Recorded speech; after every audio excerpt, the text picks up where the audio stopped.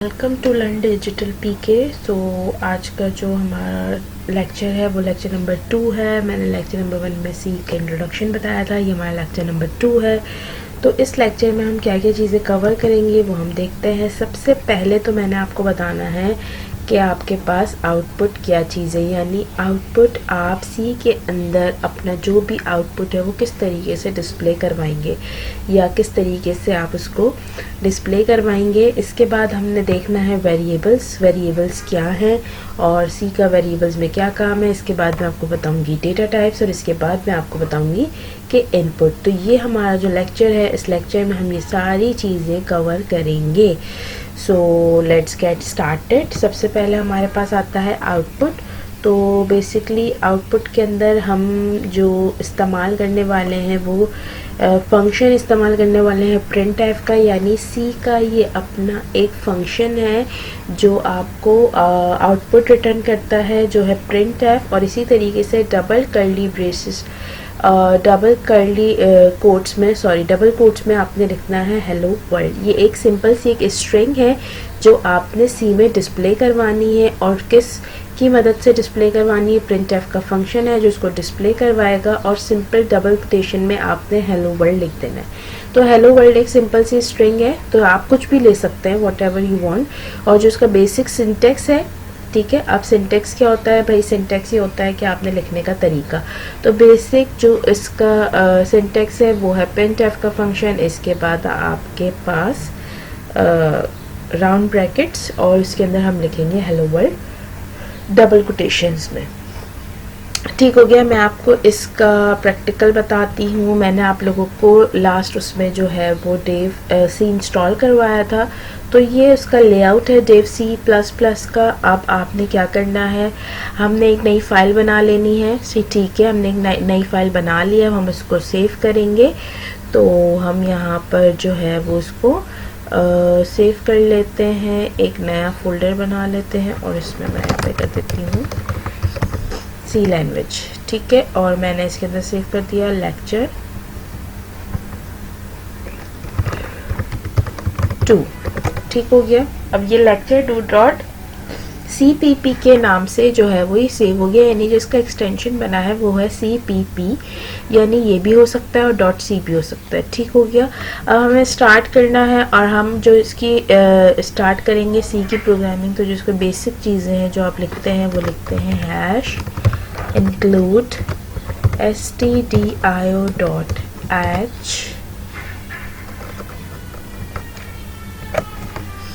इसके बाद आपने इसका एक मेन बनाना है, इंट मेन, और सबसे एंड में आपने दे देना है रिटर्न 0। और जो हमें काम करना है वो इस बीच करना है। सही है। अब मैं आपको ये बता देती हूँ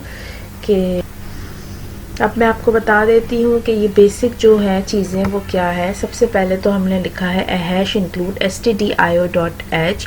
stdio.h मतलब ये हेडर फाइल है, सी की अपनी हेडर फाइल है जिसके अंदर आपका सारा डेटा, यानी आप जो जो चीज़ें इस्तेमाल कर रहे हैं, चाहे वो हमारे पास जितने भी कीवर्ड्स हो गए, ठीक है, जितने भी इनके फंक्शंस हो गए, उसकी जितनी भी डेफिनेशंस हैं, उसकी जितनी भी वर्किंग है वो इस हेडर फाइल के अंदर मौजूद है। ठीक हो गया, वो इस हेडर फाइल के अंदर मौजूद है।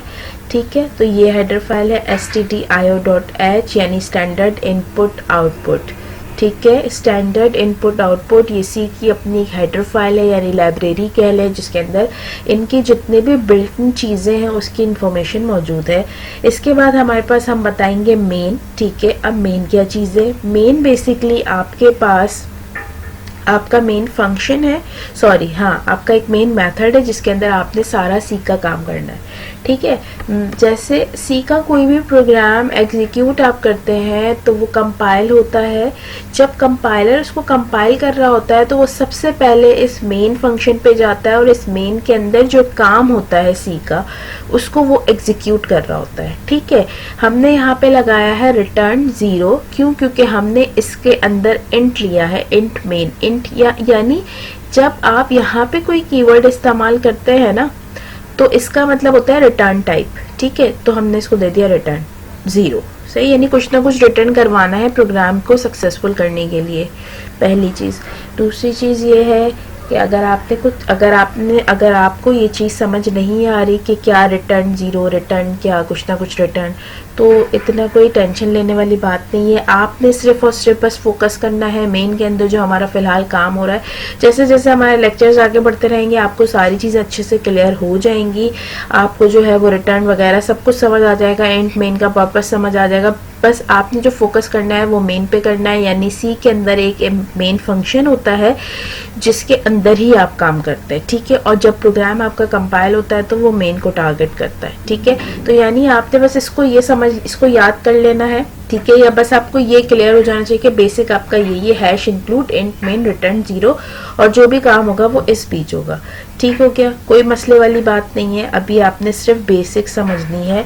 और मैंने आपसे कहा था कि हम जो है वो एक आउटपुट देखेंगे, और वो आउटपुट हमारे पास है हेलो वर्ल्ड, यानी कि आपने जो भी आउटपुट डिस्प्ले करवाना है उसके लिए हम जो फंक्शन इस्तेमाल कर रहे हैं वो प्रिंट एफ का फंक्शन इस्तेमाल कर रहे हैं, ठीक है। अब देखिए ये मेरा काम हो गया। अब मैंने यहाँ पे सबसे पहले करना है कंपाइल। अच्छा, कंपाइल का आप शॉर्ट कोड इस्तेमाल कर सकते हैं, शॉर्टकट की इसकी F9 है और रन की है F10। कंपाइल आपके प्रोग्राम को कंपाइल करेगा, ठीक है। अगर उसमें कोई एरर होगा तो वो आपको यहाँ पे शो करेगा, अदरवाइज शो नहीं करेगा। ये कंपाइलेशन रिजल्ट देखें आ रहा है, ठीक है। एरर 0, वार्निंग 0, फाइल का नाम आ रहा है, हमारी फाइल का साइज इतना होगा, और कंपाइलेशन टाइम उसने लिया है 3 सेकेंड्स का, ठीक है। यानी हमारे प्रोग्राम में कोई एरर नहीं है। फिर हमने कर देना है उसको एग्जीक्यूट। जैसे ही आप उसको एग्जीक्यूट करेंगे तो एक ब्लैक कलर की इस तरीके से विंडो ओपन होगी, जिसमें ये देखें हमारे पास ये आउटपुट शो हो रहा है हेलो वर्ल्ड, एक स्ट्रिंग हमने शो करवाई है, ठीक हो गया। इसको मैं कर देती हूँ क्लोज, और यहाँ पर आप डिफरेंट अपनी मर्जी से कुछ भी जो है वो प्रिंट करवा सकते हैं। मैंने कह दिया हेलो वर्ल्ड विद सी, और मैंने प्रेस कर दिया F11। अच्छा, मैंने आपको बताया कंपाइल करना है, अगर एरर आएगा तो ठीक है, नहीं आएगा तो रन होगा। अच्छा, अब रन के लिए F10 है। दोनों चीजें अगर आपको एक साथ परफॉर्म करवानी तो F11 है, यानी पहले वो कंपाइल करेगा फिर रन करेगा, ठीक है। यानी कंपाइल किया, एरर नहीं है तो उसने रन कर दिया। अब ये देखें ये लिखा हुआ है हेलो वर्ल्ड विद सी, यानी मेरे पास ये इसका आउटपुट शो हो गया। यानी जो इसके अंदर की स्ट्रिंग है वो आप कुछ भी लिख सकते हैं, वॉट एवर यू वॉन्ट, आपको जो भी प्रिंट करवाना है, ठीक हो गया। हम आगे बढ़ते हैं और अब मैं आपको बताती हूँ कि वेरिएबल्स क्या होते हैं सी के अंदर, ठीक है। So a variable is nothing but a name given to a storage area that our programs can manipulate. Each variable in C has a specific type which determine the size and layout of the variable's memory, the range of values that can be stored within that memory, and the set of operations that can be applied to the variable.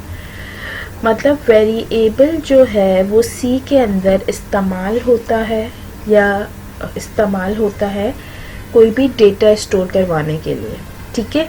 Variable is nothing, variable कुछ नहीं है, बस एक नाम है, सही है, ABCD XYZ, ठीक है। यानी आपने वेरिएबल्स को आइडेंटिफायर से जो है वो लेना है। मैंने अपने लास्ट लेक्चर में आइडेंटिफायर्स बताया है, अगर तो आप मेरा लास्ट लेक्चर विज़िट कर सकते हैं, तो उसमें आपको आइडेंटिफायर से रिलेटेड चीज़ें पता चलेंगी, ठीक है। और वेरिएबल का आपने नाम लेना है, यानी कोई भी आइडेंटिफायर आप ले सकते हैं, उसके हम एक स्पेसिफिक टाइप असाइन करते हैं वेरिएबल्स को, जो कि उसका साइज़ और लेआउट बताता है। कोई भी एक ऐसी वैल्यूज़ होती हैं जो स्टोर्ड हो जाती हैं मेमोरी के अंदर, ठीक है, और वो सेट ऑफ ऑपरेशंस अप्लाइड होते हैं वेरिएबल के ऊपर, ठीक है। तो वेरिएबल्स जो है वो आपका डेटा स्टोर करवाता है, ठीक है। फॉर एग्जांपल मैं आपको एक रियल लाइफ एग्जांपल देती हूँ, अगर आपको मतलब समझ नहीं आ रहा, जाहिर सी बात है बेसिक है, पहली दफ़ा सी पढ़ेंगे हम, तो वेरिएबल्स का मैं आपको एक रियल लाइफ एग्जांपल देती हूँ। फॉर एग्जांपल हम कहीं एडमिशन के लिए जाते हैं और हम फॉर्म फिल करते हैं, ठीक है, तो आप नोटिस करते होंगे हर फॉर्म के आगे फील्ड नेम लिखा हुआ होता है, ठीक है। यानी आपको कैसे पता चलना है कि आपने अपना जो नाम है वो इसी कॉलम में फिल करना है, कैसे पता चलना है, क्योंकि उसकी फील्ड नेम दी हुई होती है ना, कि यहाँ पे आपको अपना फर्स्ट नेम लिखना है, अपना लास्ट नेम लिखना है, फादर नेम लिखना है, ईमेल एड्रेस देना है, फ़ोन नंबर देना है, अपना एड्रेस देना है।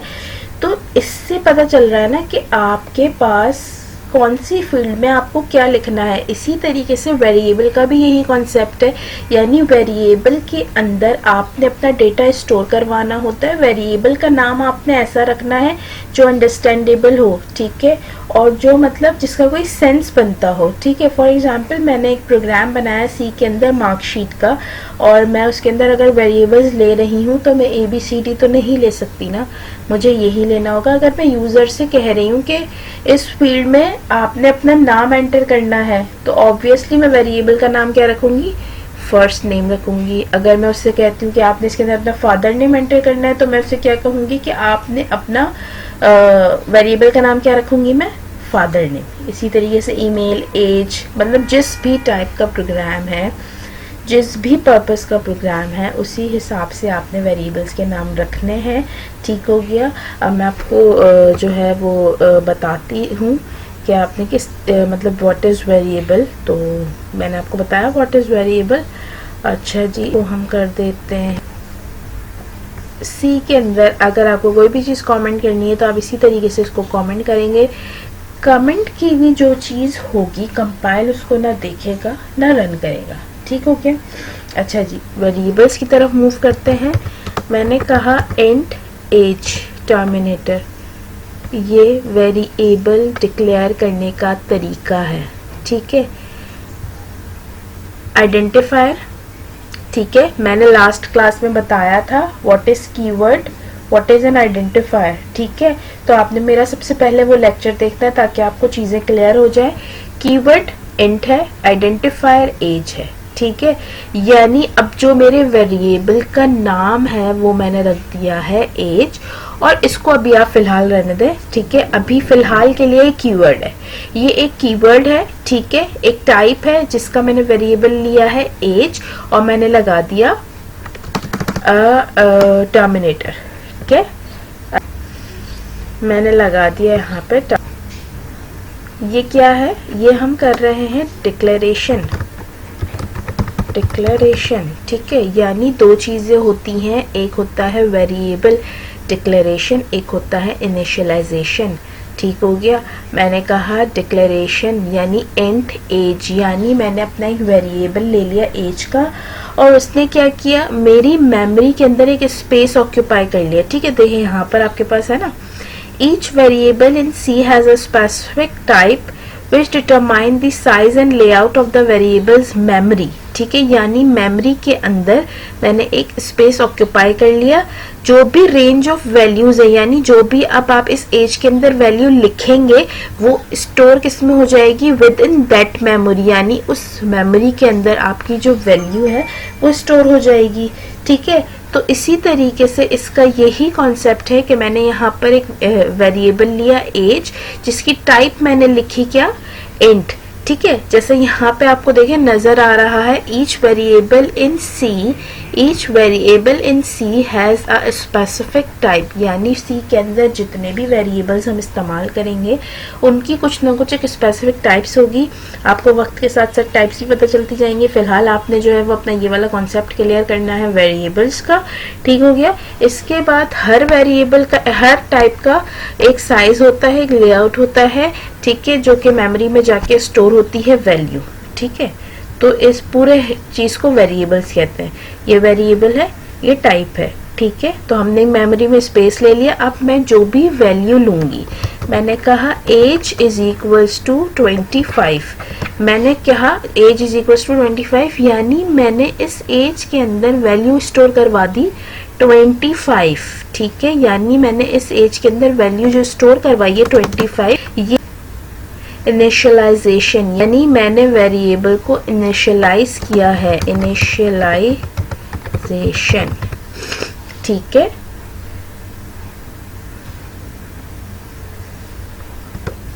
अब मैंने यहाँ पे 25 लिखा है क्योंकि ये मेरे टाइप को रिप्रेजेंट कर रहा है। मैंने जो टाइप ली है ना इंट, उसके लिए हमने लेना है 25।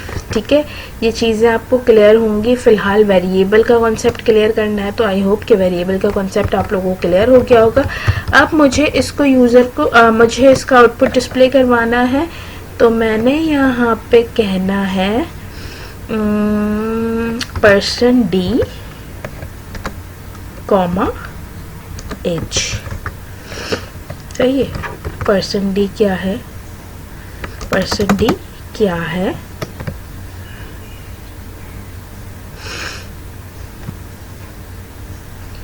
Basically %d is format specifier. %d क्या है? एक फॉर्मेट स्पेसिफायर है जो आपकी वैल्यू को इस प्लेसमेंट के ऊपर डिस्प्ले करवाएगा। यानी हम प्लेसमेंट फिक्स कर रहे हैं कि एज कहाँ डिस्प्ले होनी चाहिए। ठीक है, मैं आपको इसका आउटपुट दिखाती हूँ। मैंने कहा display and compile and run. देखिए उसने कंपाइल एंड रन किया तो उसने मुझे जो है वो एज डिस्प्ले करवाई है। ये देखिए 25। क्या एज डिस्प्ले हो रही है यहाँ पे? 25, क्योंकि मैंने एज के अंदर वैल्यू स्टोर करवाई है 25, तो उसने मुझे यहाँ पे एज डिस्प्ले करवा दिया। ठीक हो गया। अच्छा, अब इस तरीके से भी हम कर सकते हैं द एज इज। ठीक है, या तो फिर यूजर एज इज, यानी यूजर ने जो एज लिखी है, यूजर एज इज %d। ये जो है ना यूजर एजेस, ये हमने एक नॉर्मल सा स्ट्रिंग लिया है, एक ऐसे ही ले लिया, मतलब क्लियर करने के लिए लिखा है यूजर एज इज।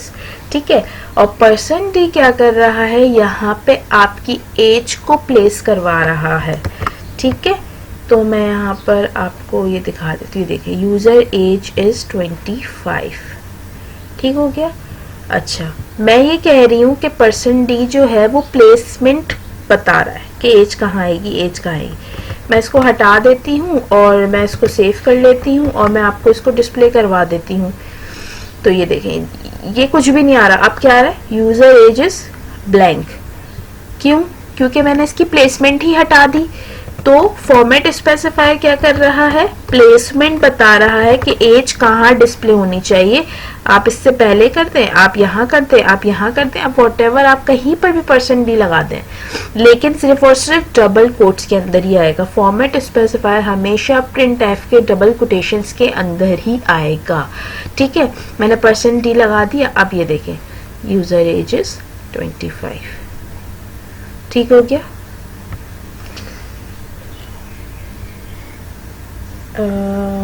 आगे मूव करते हैं। Data type. डेटा टाइप्स क्या है? लास्ट लेक्चर में हमने बताया था कि कीवर्ड्स जो हैं, सी के अपने कीवर्ड्स, ठीक है, वो सी के अपने कुछ कीवर्ड्स हैं, तो उन्हीं में से कुछ कीवर्ड्स उनके डेटा टाइप्स हैं। ठीक है, a particular kind of data item as defined by the values it can take, the programming language used or the operations that can be performed on it। यानी एक particular kind of data item को data type कहा जाता है। ठीक है, जो भी आपकी वैल्यूज़ को डिफाइन कर रहा है, जो आप ले रहे हैं, जो प्रोग्रामिंग में आप यूज़ कर रहे हैं, उन वैल्यूज़ के ऊपर डिपेंड करता है कि आपकी जो डेटा टाइप है वो क्या होनी चाहिए। ये देखें, बेसिक, अभी मैं सिर्फ आप लोग को बेसिक टाइप बता रही हूँ। ये 1 2 3 4 ये बेसिक टाइप है। ठीक है, सबसे पहले है इंट, फिर है करेक्टर, करेक्टर का 4, फिर है फ्लोट, फिर है डबल। करेक्टर मतलब एक करेक्टर, यानी ABCD। ठीक है, साइज पे आ जाए। अच्छा, साइज पे आ जाते हैं। मैंने आपसे कहा कि वेरिएबल जो है, अभी इससे पहले मैंने आपसे आगे क्या कहा था कि वेरिएबल जो है मतलब हम जो भी मतलब मेमोरी में स्पेस ऑक्यूपाई कर रहा है। ठीक है, वेरिएबल जस्ट एक नाम है। वो कैसे स्पेस ऑक्यूपाई कर सकता है? वो इस टाइप की मदद से स्पेस ऑक्यूपाई कर रहा है। अगर मैं कहती हूँ इंट एज, यानी मेमोरी में 2 बाइट का मेमोरी स्टोर हो गई। सी की मेमोरी में 2 बाइट के जो साइज़ है वो ऑक्यूपाई हो गया। अच्छा, इंट जो है वो बेसिकली 2 बाइट्स का होता है। लेकिन जो हमारे पास डेव सी प्लस प्लस है वो यूजुअली 4 बाइट लेता है, ठीक है। ये भी मैं आपको क्लियर कर दूं, जो हमारे पास डेव सी प्लस प्लस है वो 4 बाइट ऑक्यूपाई कर रहा होता है। करेक्टर का 1 बाइट है, फ्लोट का 4 बाइट है, डबल का 8 बाइट है, ठीक है। अच्छा जी, तो इस तरफ हम चलते हैं। अब आपको डेटा टाइप के मैंने बताया, मैंने आपसे क्या कहा, integer 2 byte usually 4 bytes, character 1 byte, float 4 byte, double 8 bytes, ठीक है। अब इससे पहले मैंने आपसे कहा, अब आपको ये चार्ट मैंने दिखाया ना, अब ये देखिए मैंने आपसे क्या कहा था कि each variable in C has a specific type which determine the size and layout of the variable memory। यानी मेमोरी के अंदर वो कह रहे हैं कि हर वेरिएबल का एक स्पेसिफिक टाइप है, ठीक है। टाइप क्या, वही type, integer, character, float, double, ठीक है। यही टाइप, यही डेटा टाइप की बात हो रही है, जो क्या डिटरमाइन करता है, साइज।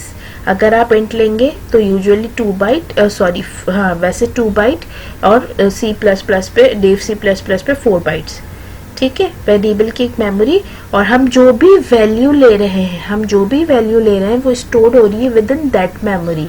तो यही बात यहाँ पे है।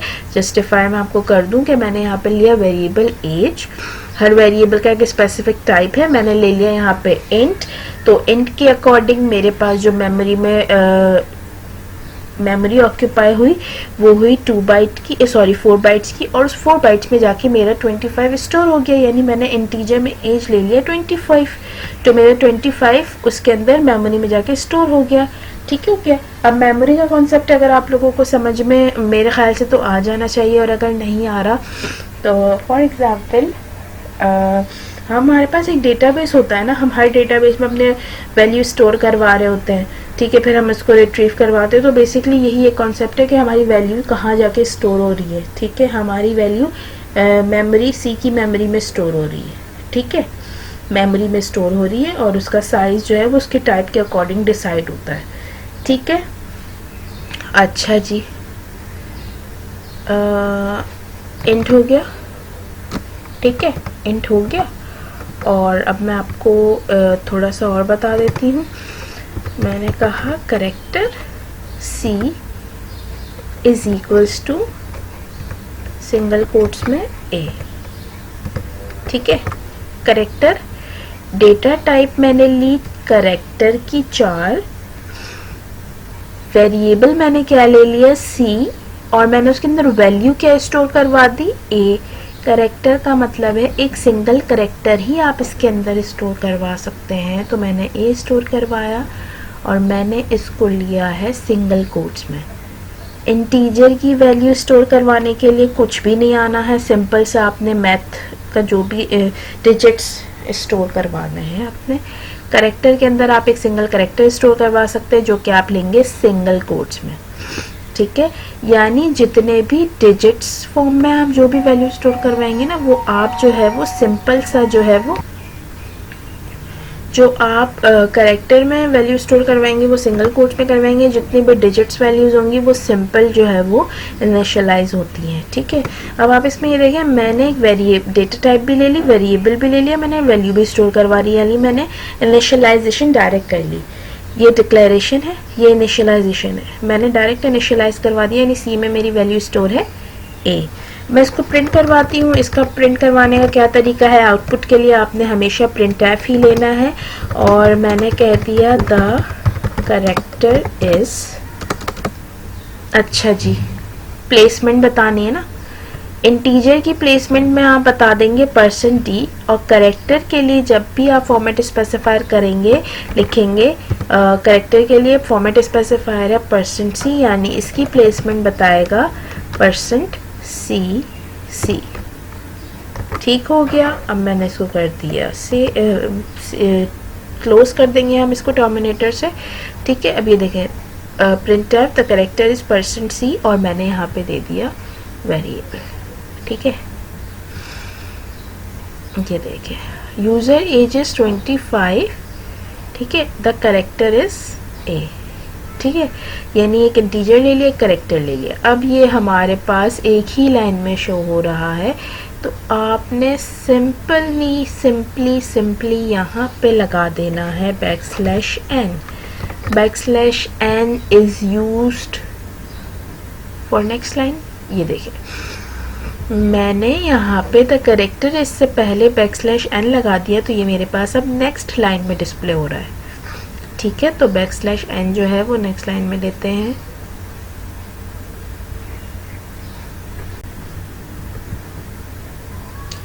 अब इसी तरीके से हम फ्लोट के लिए लेंगे, और फ्लोट के लिए हमारे पास जो हम वेरिएबल लेंगे वो हम लेंगे इस तरीके से, float f is equals to 12.4। ठीक हो गया, मतलब जितनी भी डेसिमल वैल्यूज़ आपको सी में लेनी होंगी, डिस्प्ले करवानी होंगी, प्रिंट करवानी होंगी, तो उसका जो डेटा टाइप होगा वो होगा फ्लोट। वेरिएबल मैंने ले लिया f, और इसी तरीके से। ठीक है, अब हम इसको डिस्प्ले करवा देते हैं, प्रिंट f और \n और फ्लोट वैल्यू इज, फ्लोट के लिए आपने ले लेना है %f, f टर्मिनेटर। ठीक हो गया, यानी फ्लोट के लिए जो फॉर्मेट स्पेसिफायर यूज़ हो रहा है वो यूज़ हो रहा है %f। Compile and run. ये देखिए इसने एरर दे दिया, ये हमारे पास एक एरर था। ये देखिए ये आ गई इंटीजर डेटा टाइप, ये आ गई करेक्टर डेटा टाइप, ये आ गई फ्लोट डेटा टाइप। मैंने तो फ्लोट में लिखा था 12.4, है ना, लेकिन उसने क्या किया, उसने मुझे %f के ऊपर जितनी भी उसकी प्लेसमेंट थी ना डेसिमल के बाद की, उसने मुझे सारी शो करवा दी। और अगर मुझे डेसिमल के बाद सिर्फ एक ही प्लेस चाहिए तो वो हम देखेंगे। ठीक हो गया, फ़िलहाल आपके लिए जो ज़रूरी चीज़ थी वो थी डेटा टाइप्स और वेरिएबल्स, और किस तरीके से आप इसको प्रिंट करवाएंगे। ठीक है, आई होप कि आपको जो है वो ये अच्छे से समझ आ गया होगा, और कोई भी मसला हो तो आप कमेंट सेक्शन पे पूछ सकते हैं। Thank you for watching. अल्लाह हाफिज़।